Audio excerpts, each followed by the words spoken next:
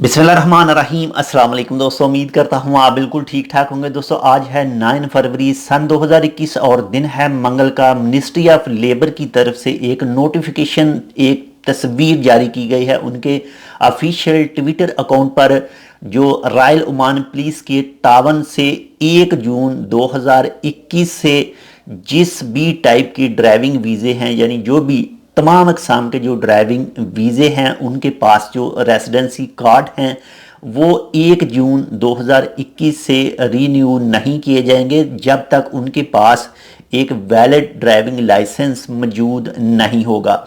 जो भी उनका पेशा है वीज़े पर, उसके लिहाज से अगर उनके पास ड्राइविंग लाइसेंस मौजूद नहीं है तो उनका वीज़ा रीन्यू नहीं किया जाएगा।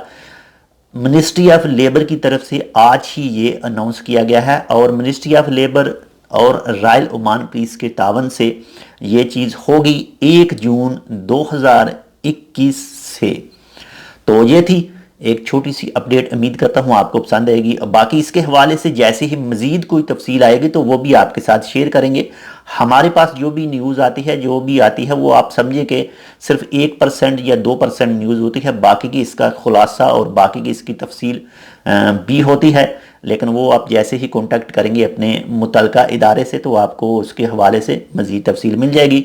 बाकी इसके हवाले से कुछ जैसे ही कोई मज़ीद तफसील भी आएगी तो वो भी इंशाल्लाह आपके साथ शेयर की जाएगी। तो ये थी एक छोटी सी न्यूज़।